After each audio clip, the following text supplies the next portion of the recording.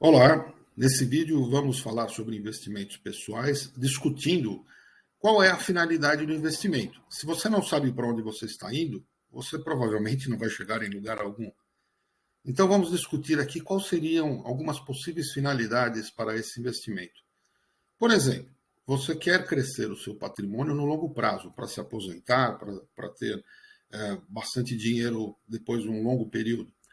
Sendo assim, é melhor você não correr grandes riscos e ter continuidade, ter persistência no investimento. Você poupa uma parte da sua renda mensal e investe consistentemente, né, prolongadamente durante vários anos, por exemplo, de 10 a 30 anos. Nesse caso, é melhor você optar por investimentos um pouco mais seguros. Que tal 85% do seu dinheiro em renda fixa e 15% do seu dinheiro em renda variável? Dessa forma, você não corre grandes riscos, mas terá um bom retorno. E passado esse período, você provavelmente terá um grande capital à disposição para ser usado, que lhe será muito útil no futuro. Agora, se o seu objetivo, a sua finalidade é crescer o seu patrimônio no curto prazo, aí não resta outra coisa a não ser correr riscos. Né? Você vai ter que investir em ativos, em títulos, ações de alto crescimento, ou criptomoedas, ou algum outro tipo de investimento de risco. Se você não fizer isso, você não conseguirá fazer seu patrimônio crescer no curto prazo. Porém, esse tipo de investimento é de alto risco, você pode perder dinheiro. Então você tem que estar consciente disso. Bom, se a sua finalidade é proteger o seu dinheiro contra a inflação, contra a perda da inflação, você deve optar por um tipo de título ou um tipo de ativo que remunera a variação da inflação. Então, é o caso das notas do Tesouro Nacional C e B, que são baseadas em indicadores da inflação, tá? de correção da inflação, e um tipo de CDB, por exemplo, que pague 110% do CDI, que equivale mais ou menos ao valor da Selic. Só gostaria de lembrar que todos esses títulos e ativos estão sujeitos à cobrança de impostos e de taxas. Então, você deve considerar o quê? O valor líquido, né? O valor descontado, os impostos e as taxas que deverá estar próximo à inflação para você realmente ter recomposto o poder de compra do dinheiro que você investiu. Bom, uma outra finalidade muito comum e que é bastante importante é você ter uma reserva de emergência.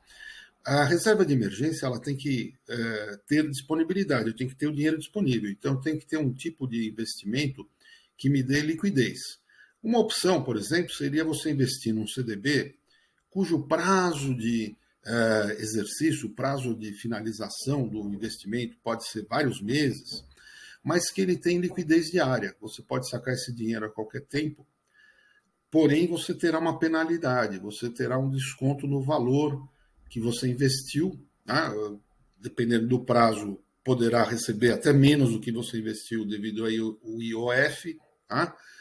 Mas que é um imposto sobre operações financeiras, né?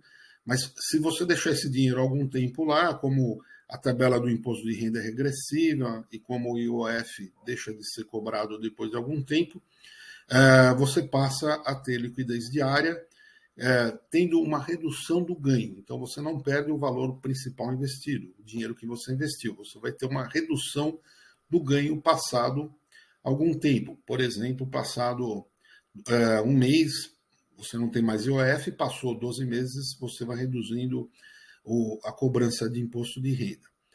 Bom, se o seu objetivo é economizar para uma viagem, ou para a compra de um carro, ou para o seu casamento, ou para a compra de uma casa, então você tem que montar um plano mais bem elaborado. Nesse plano tem que estar bastante claro os prazos para você disponibilizar o dinheiro, para você ter o dinheiro disponível, né? Então, qual seria o prazo de investimento? E você tem que ter pelo menos a cobertura da inflação para que esse investimento seja minimamente satisfatório. Bom, agora, se você já sabe por que você está investindo, vamos discutir quais as opções de investimento que você teria. Então, vamos discutir as diferenças entre renda fixa e renda variável. Na opção de a renda fixa ela tem regras já definidas no momento que você faz o investimento. E os investimentos em renda fixa são baseados em juros. Os investimentos de renda fixa podem ser pré-fixados ou pós-fixados. Pré-fixados, eu já sei o percentual de ganho que eu terei sobre o dinheiro investido já na data do investimento. O pós-fixado, eu conheço qual é a regra de ganho, ou seja, percentual de que indicador que estará corrigindo o dinheiro. Pode ser apenas a Selic, pode ser CDI, pode ser correção da inflação, os indicadores de correção da inflação, como IPCA ou IGPM, e eu já sei também o prazo. Então, o legal da renda fixa é a previsibilidade. Tá? Eu posso prever ou eu posso estimar o quanto eu vou estar recebendo. Por ela ser previsível, estar baseada em juros, ela te dá um ganho menor. Ela te dá um ganho menor, mas te dá uma segurança maior, né? E podemos dizer que a renda fixa ela tem dois tipos de mercado. O mercado primário, que é aquele que você vai e compra o título ou o ativo em primeira mão. E tem o mercado secundário, que é você usa o mercado secundário para revender esse título antes do prazo de vencimento. No mercado secundário, os agentes desse mercado usam um conceito que é a marcação a mercado, que é um processo de verificação do valor dos ativos, dos títulos de renda fixa, para estabelecer num determinado momento qual é o valor que seria pago para comprar esse ativo no mercado secundário. Então, a maior parte dos títulos de renda fixa tem a possibilidade de exercer a retirada do dinheiro antes do prazo, vendendo, entre aspas, esse ativo, esse título no mercado secundário. Só que isso tem implicação numa eventual perda de valor, numa eventual redução do valor, devido a esse processo de marcação a mercado. Bom, quais seriam os principais ativos de renda fixa? Caderneta de poupança, que é um investimento criado para financiar crédito imobiliário e, portanto, ela não pode cobrar taxas muito grandes dos investidores em imóveis e, sendo assim, não pode remunerar adequadamente aqueles que investiram na poupança. Então, a poupança acaba sendo muito segura, mas ela não é rentável.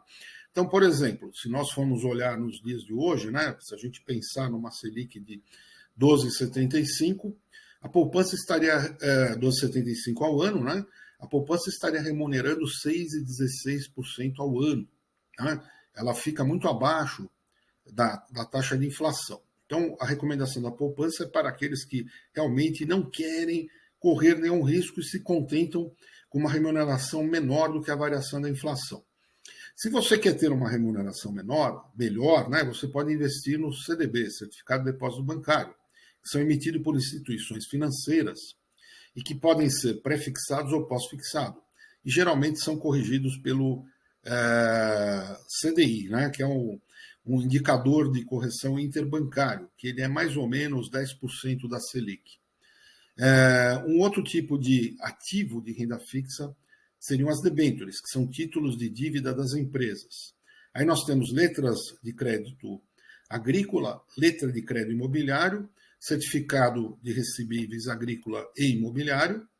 Teríamos os títulos públicos do Tesouro, que são para a rolagem da dívida pública, e que existem títulos de várias classes. LFT é corrigido pela Selic, é pós-fixado. LTN, que é uma taxa pré-fixada. NTNC, IGPM, e NTNB, que é o IPCA, ambos pós-fixados. Temos ainda alguns outros tipos de título de dívida privada. E nós temos que dividir quais são os títulos que são protegidos pelo fundo garantidor e os que não são protegidos pelo fundo garantidor. O fundo garantidor é um seguro feito pelas instituições financeiras. Eu vou falar disso em seguida. Bom, falamos da renda fixa, vamos falar da renda variável. Renda variável são títulos ativos que não necessariamente eles te remuneram com juros, ou com taxas de juros, ou com indicadores. A remuneração normalmente da renda variável é feita pela variação do valor. Então você compra o ativo de renda variável, espera ele sofrer valorização, e aí você revende, você ganha na diferença do valor. Renda variável. E é variável porque pode atingir qualquer valor a princípio, né? Não tem uma regra de formação desse valor. Alguns tipos de renda variável, como o caso de ações, algumas companhias, elas pagam juros, pagam dividendos, né? Juros sobre o capital próprio investido, que é um pouco diferente daquele juros Selic, IPCA, né? É sobre o capital da empresa, então varia muito a taxa de juros sobre o capital próprio, e poderia nem ao menos ser paga, né? Aí nós temos os dividendos, que são distribuição de lucro das empresas, e eventualmente algumas bonificações, como duplicação de ações e outros tipos de presentes que essas empresas podem dar para os seus investidores, né? Nem todas as empresas pagam juros sobre o capital e pagam dividendo. A primeira regra tem que dar lucro. Então a empresa tem que estar dando lucro para poder distribuir isso. E além de dar lucro, ela tem que ter uma certa regra institucional de distribuição de dividendos. Então existem empresas que são grandes pagadoras de dividendos em ações e outras nem tanto, e outras não pagam, tá? Bom, uma outra coisa importante sobre renda variável é que não tem uma data de resgate. Você não sabe, a princípio, quando é que vai maturar o seu investimento, quando ele finaliza. Existem certas regras de algumas empresas maiores, mais bem estruturadas, quanto ao pagamento de juros sobre o capital próprio e dividendo. Então, existem algumas regras que podem ser conhecidas a priori. Mas, a princípio, você não sabe quando, em que data você vai ter que exercer a finalização desse investimento. Uma outra coisa também é que, se houver um desinteresse dos investidores pelo ativo de renda variável, ele pode simplesmente ser depreciado, pode perder valor e você pode perder dinheiro. Então, a questão quanto ao ativo de renda variável é que ele te permite ganhar mais, mas também te permite perder mais. Ele é muito mais arriscado que o ativo de renda fixa. Bom, vamos falar um pouquinho da marcação a mercado. Marcação a mercado é aquele processo que as instituições financeiras usam para verificar o valor dos ativos, sejam eles de renda fixa ou renda variável, de modo a poder estabelecer o valor para compra no mercado secundário. Vamos falar um pouquinho do Fundo Garantidor de Crédito. O Fundo Garantidor de Crédito é um tipo de fundo de seguro criado pelas instituições financeiras que forma uma apólice de seguro sobre o investimento que está sendo feito nos bancos. Então, por exemplo, se o fundo ou o ativo sofrer algum tipo de problema e não for possível ser resgatado, o fundo garantidor cobrirá. Se a instituição financeira que é emissora desse ativo sofrer um problema, falência, alguma coisa assim, e não puder devolver o dinheiro para o investidor, o fundo garantidor cobrirá. Existe uma regra, a cobertura é limitada a 250 mil por CPF e por instituição. Então, se eu tenho meu CPF, tenho 3 bancos, dinheiro em 3 bancos, eu poderia receber até 250 mil em cada um desses 3 bancos, caso houvesse um problema e fosse coberto pelo fundo garantidor. Existe ainda uma regra que diz que existe uma limitação de teto de 1 milhão a cada período de 4 anos para um investidor. Bom, quais são os investimentos cobertos pelo Fundo Garantidor de Crédito? Caderneta de poupança, CDB e RDB, que é uma variação do CDB um pouco menos comum de ser vista por aí, as letras de crédito imobiliário e letras de crédito agrícola, depósitos à vista na conta corrente e letras hipotecárias e letras de câmbio. Os demais investimentos em renda fixa ou variável não são cobertos pelo Fundo Garantidor de Crédito. Então, esse é um aspecto que você tem que considerar também na hora que você for investir o seu dinheiro, a cobertura do Fundo Garantidor. É bastante importante pensar nisso também. Bom, se você gostou desse vídeo, por favor, nos dê o seu like e compartilhe o vídeo. Assine o nosso canal.